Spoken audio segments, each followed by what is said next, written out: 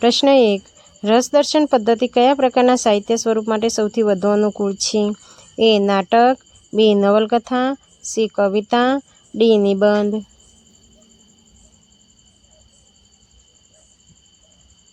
સાચો જવાબ છે સી. કવિતા. પ્રશ્ન 2. લેખન કૌશલ્યમાં આધારરૂપ બાબત કઈ છે? એ. શબ્દભંડોળ, બી. સુવાચ્ય અક્ષર, સી. વિચારશક્તિ, ડી. વિચારોની ગૂંથણી.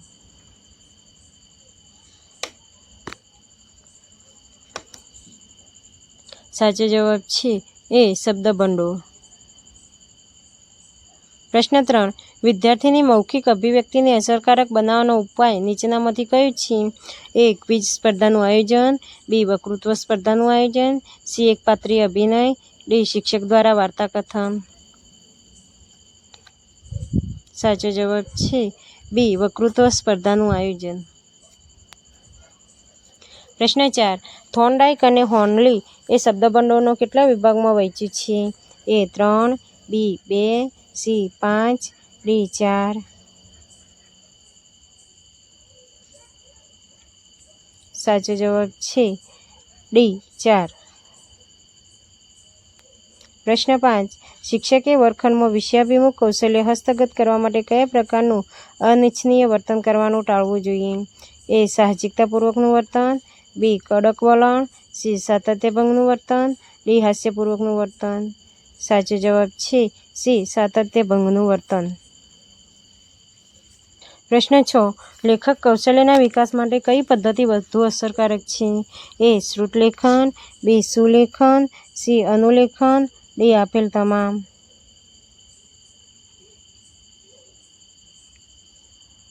સાચો જવાબ છે ડી. આપેલ તમામ. પ્રશ્ન 7. વિચાર વિસ્તાર એ કયા કૌશલ્યનું ઉચ્ચ સ્તરીય ઉદાહરણ છે? એ. વાંચન, બી. લેખન, સી. શ્રવણ, ડી. મૌન વાંચન.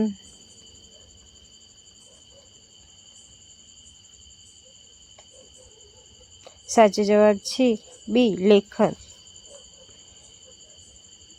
પ્રશ્ન 8. વ્યાકરણ શિક્ષણ માટેની કઈ પદ્ધતિમાં પ્રથમ ઉદાહરણો આપી પછી નિયમ તારવવામાં આવે છે? એ. નિગમન પદ્ધતિ, બી. પ્રત્યક્ષ પદ્ધતિ, સી. આગમન પદ્ધતિ, ડી. સમવાય પદ્ધતિ.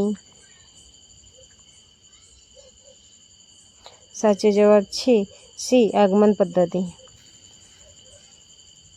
પ્રશ્ન 9. ભાષાના વર્ગમાં નાટ્યકરણ પ્રયુક્તિ શા માટે વપરાય છે? એ. પાત્રલેખન અને અભિવ્યક્તિ ખીલવવા, બી. મનોરંજન માટે, સી. સમય પસાર કરવા, ડી. શિસ્ત જાળવવા.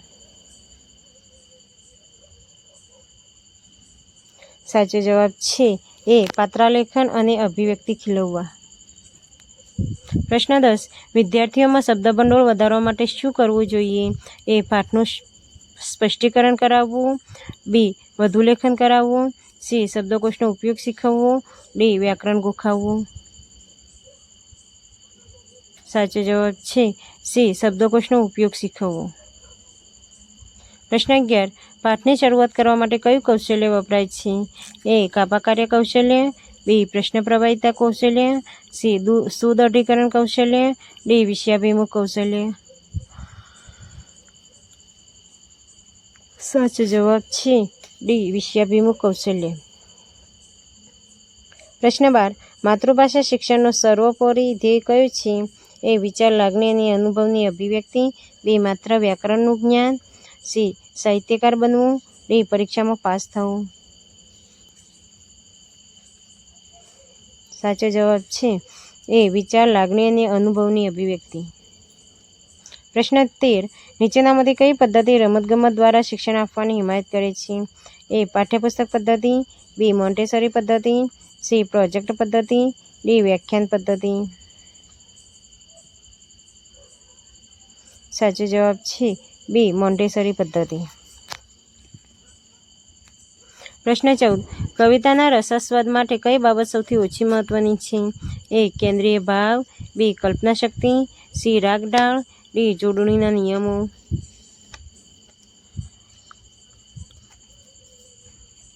સાચો જવાબ છે ડી. જોડણીના નિયમો. પ્રશ્ન 15. વ્યાકરણ શિક્ષણ આપવાનો મુખ્ય હેતુ શું છે? એ. કવિતા લખવી. બી. ભાષાકીય શુદ્ધતા જાળવવી. સી. નવા શબ્દો બનાવવા. ડી. અર્થ વિસ્તાર કરવો.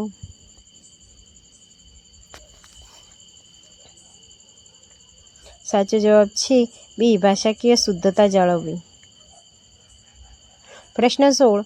પરિચય પદ્ધતિ કયા શિક્ષણ માટે વધુ ઉપયોગી છે? એ. વ્યાકરણ શિક્ષણ. બી. લેખન શિક્ષણ. સી. પદ્ય શિક્ષણ. ડી. ગદ્ય શિક્ષણ.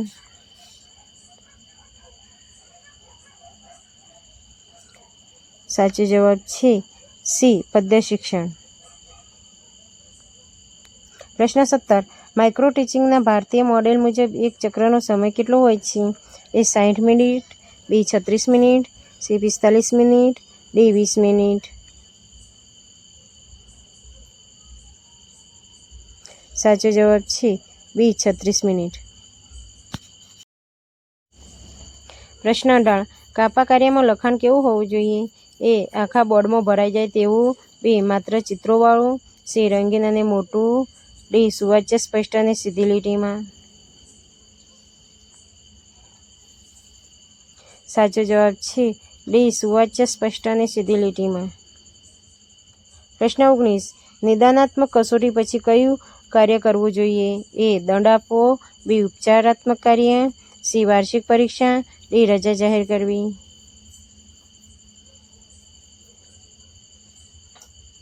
સાચો જવાબ છે બી. ઉપચારાત્મક કાર્ય. પ્રશ્ન 20. કાવ્યના પંક્તિ પ્રવાહ અને લયને સમજવા માટે કયું વાંચન જરૂરી છે? એ. લયબંધ પ્રકરણ વાંચન. બી. ઝડપી વાંચન. સી. ગીત વાંચન. ડી. મૌન વાંચન.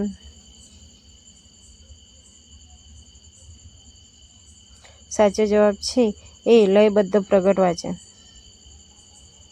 પ્રશ્ન 21. વિદ્યાર્થી કાવ્ય પંક્તિનો ભાવાર્થ સમજાવે છે. આ કયું હેતુ છે? એ. જ્ઞાન. બી. કૌશલ્ય. સી. સમજ. ડી. ઉપયોજન.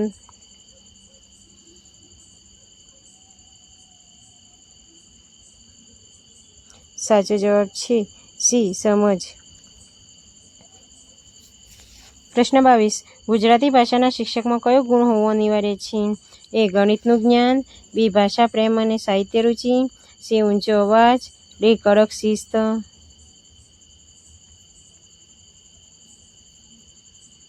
સાચો જવાબ છે બી. ભાષા પ્રેમ અને સાહિત્યિક રુચિ.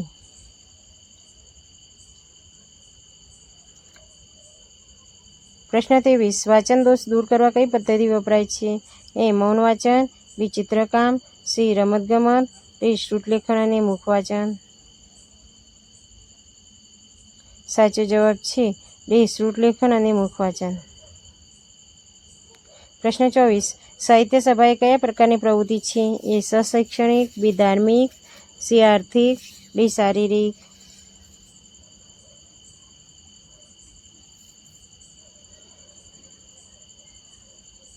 સાચો જવાબ છે એ. શૈક્ષણિક.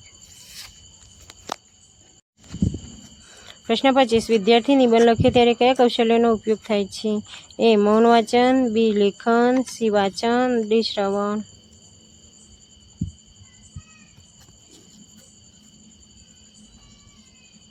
સાચો જવાબ છે બી. લેખન.